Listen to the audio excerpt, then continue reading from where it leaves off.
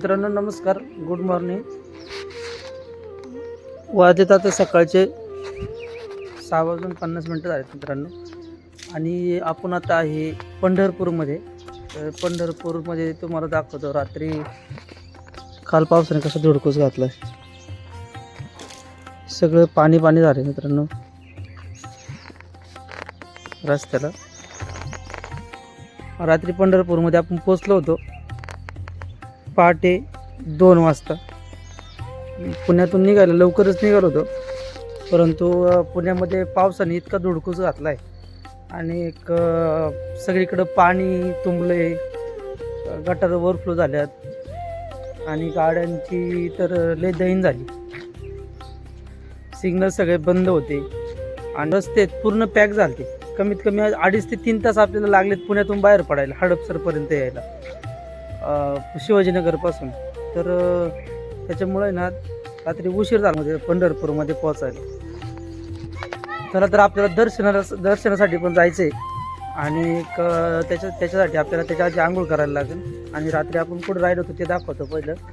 त्याच्यानंतर आणि आपण रात्री आल्यानंतर हे बघा, समोर आपली गाडी पार्किंग केलेली आहे आणि ही शेजारी घर आहे. हे कांबळे दादा म्हणून त्यांच्या घरी आपण राहिलो होतो, इथं खालच्या तळमजल्यावरती. तर पाऊस पडल्यामुळे ना सगळं चिखल झालेलं आहे पंढरपूरमध्ये पण. आणि मित्रांनो आपण जिथं राहिलो होतो ते बघा, हे ठिकाण आहे, ती गाडी लागली तिथं हिरवी नीट आहे आणि बरोबर 2 मिनिटाच्या अंतरावरती समोर दिसतंय बघा. म्हणजे एकदम अगदी जवळ आपण मंदिराच्या आहोत. आणि चला तर आपण आता उरकून घेऊयात मित्रांनो. आता आपली आंघोळ झालेली आहे आणि आपण चाललो आता पहिलं दर्शनासाठी. आता दर्शनासाठी गेल्यानंतर आपल्याला कळेल की किती रांग आहे आणि किती वेळ लागणार आहे. पण वेळ थोडा लागला तरी चालेल, पण आपण आता दर्शन घेऊनच जाणार आहे. कारण की आपण सारखं येत नाही आहे. मनात इच्छा मस्त असते पण काही कारण नसतं येण्याचं, किंवा येण्यासाठी आपल्याला हे लागत नाही, योग येत नाही. तर आता आपण रात्री आलेलोच आहे, थोडंसं वेगळ्या कामासाठी आलतो, परंतु आता जाता आपण दर्शन करूनच जाणार आहे. चला तर आता आपण जाऊया दर्शन रांगेकडं. हे बघा मित्रांनो, रात्रीच्या पावसाने हे बघा किती पाणी तुंबलेलं इथं.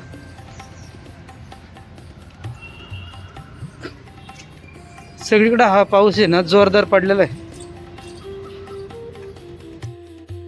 चला इकडं जायचं आता दर्शनासाठी.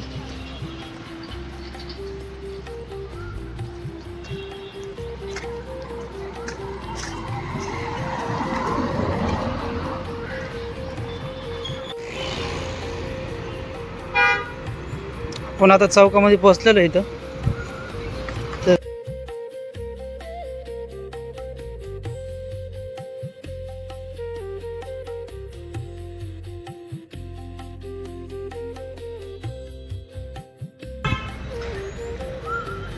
हे भक्त निवास आहे. जे वारकरी वगैरे येतात किंवा भाविक भक्त येतात त्यांच्यासाठी इकडचं भक्त निवास आहे.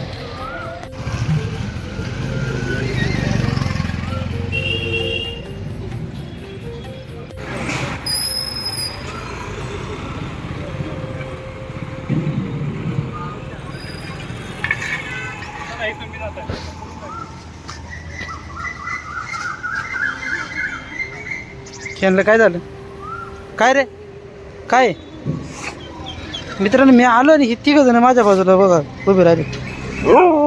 काय काय तो तिकडे जा पण काय माझ्यापाशी काय, तुम्ही ओळखीत आहे का? मला ओळखताय का? हा काय रे काळू, तू ओळखतोय का मला? एक डोळा फुटलेला आहे व्हायचा.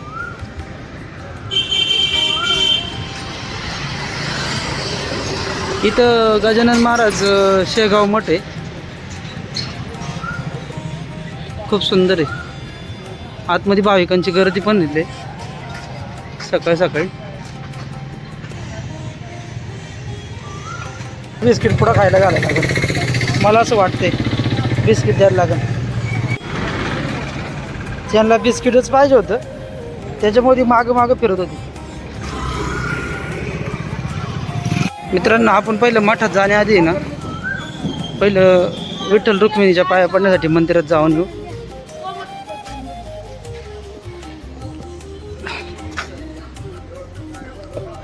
समोर दिसते आपल्याला बहुतेक मंदिर. हे बघा, नाव दिसतंय तुम्हाला मंदिराचं. ते बघा, विठ्ठल रुक्मिणी मंदिर.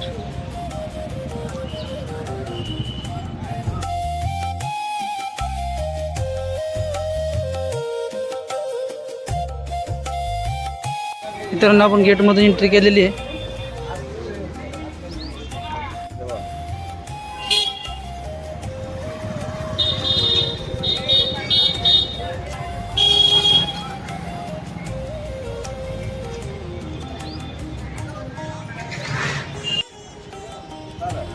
मित्रांनो, आपण आता गंध लावलेला आहे कपाळाला आणि एक घेतलेला आहे प्रसाद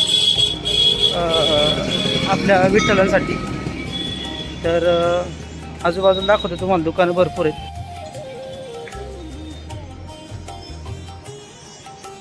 सकाळी सकाळी उघडलेली दुकानं. भाविकांची पण गर्दी दिसते सकाळ सकाळी लवकर.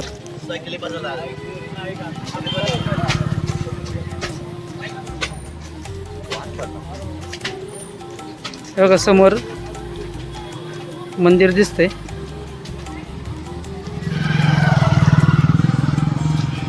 तशी येतोय, पण लोक दर्शन घेऊन रिटर्न झाले ते. म्हणजे सकाळी लवकरच रांगेत लागलेले दिसते ते पाया पडायला.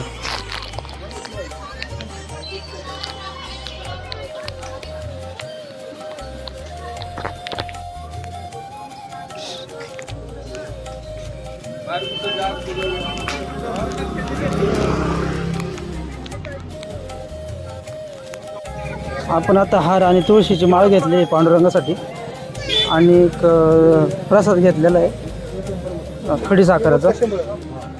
ते म्हणले अर्ध्या तासाची रांग असेल, म्हणजे 1 तास जाऊ शकतो. त्यांनी सांगितले आपल्याला अर्धा तास.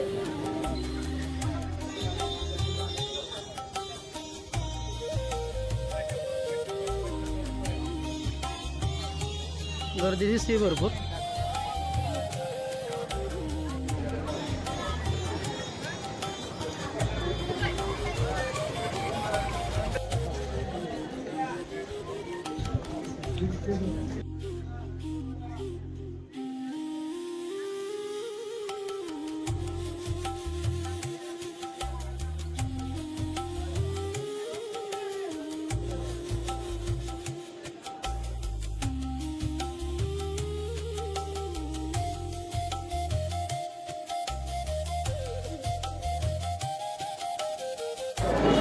मित्रांनो, दर्शन रांग तिकडने गेट नंबर 1 पासून.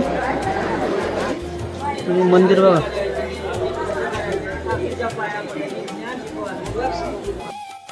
पण मंदिरात जाण्याआधी तुम्हाला या मोबाईल लॉकरमध्ये मोबाईल देऊन जायचे, कारण की तिथं मोबाईल न्यायला अलाउड नाही. आणि जर तुम्ही घेऊन गेले तर तुम्हाला परत रिटर्न पाठवतील मोबाईल ठेवण्यासाठी. मित्रांनो, मंदिराची रांग आहे ना बघा, दर्शन रांग इथून सुरुवात झालेली आहे. तर इथं मंदिर आहे आतमध्ये. पुढे बघा किती पुढं मंदिर आहे. सुरुवात इथून तर नाही झालेली, पण अजून याच्या आधी पण सुरुवात आहे.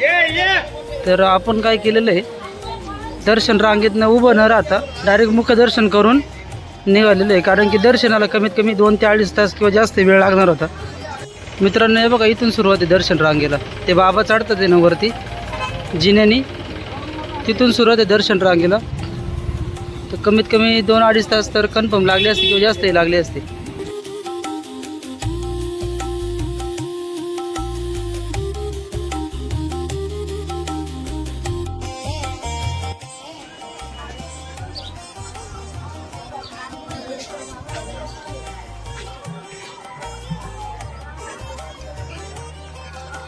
मित्रांनो, चंद्रभागेच्या तीरावरती बघा भाविकांची गर्दी किती आहे.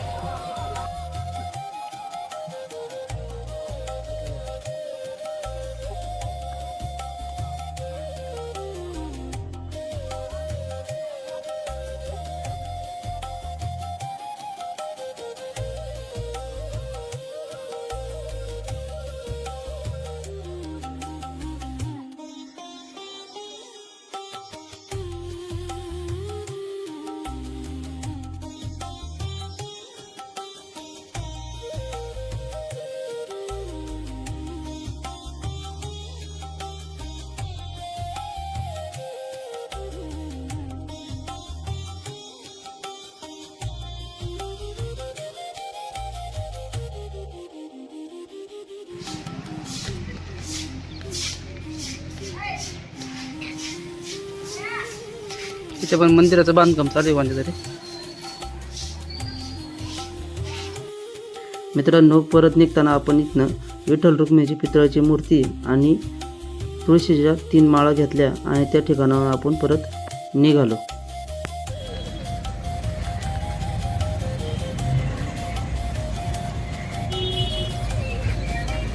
मित्रांनो, आपण पंढरपूरमधून निघालो होता आणि एक CNG पंप चालू आहे इथं.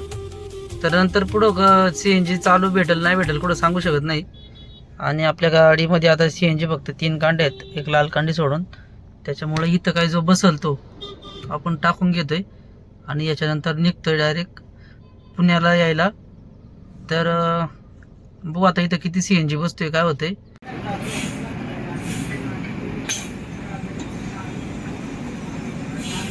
बस झालं का मित्रांनो? गाडी 114 किलोमीटर झाल्यानंतर आपल्याला एक परत पेट्रोल पंप लागलेला आहे आणि गाडीमध्ये 3 CNGच्या कांड्या होत्या.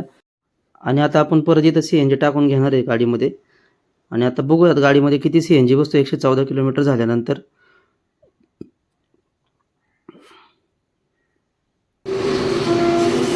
CNG लावलेलं आहे गाडीला. तर गाडीमध्ये बसलेला आहे परत 3 किलोच्या आसपास गॅस, 282 रुपयाचा. म्हणजे मित्रांनो, CNG भरून निघाल्यानंतर आपण निघालेलो आहे पुण्याच्या दिशेने. पण रस्ता इतका भारी ना मित्रांनो, सुपर हायवे. गाडी 80-90-100च्या स्पीडने एकदम स्मूथली चालते आणि एकदम म्हणजे असा सुपर फास्ट हायवे. कुठल्याही प्रकारचं अडथळा नाही आहे रस्त्यामध्ये, खड्डे नाही, स्पीड ब्रेकर नाही आहे. एक नंबर भारी बनवलेला आहे. प्रत्येक गावासाठी वेगळा सर्व्हिस रोड काढलेला आहे आणि त्याच्या शेजारून आपल्याला जाण्यासाठी बघा असा भारी मस्तपैकी ब्रिज बनवलेला प्रत्येक गावामधून. चला तर मित्रांनो, आजच्या व्हिडिओमध्ये एवढंच होतं. व्हिडिओ आवडला असेल तर लाईक करा आणि चॅनलला सबस्क्राईब करायला विसरू नका.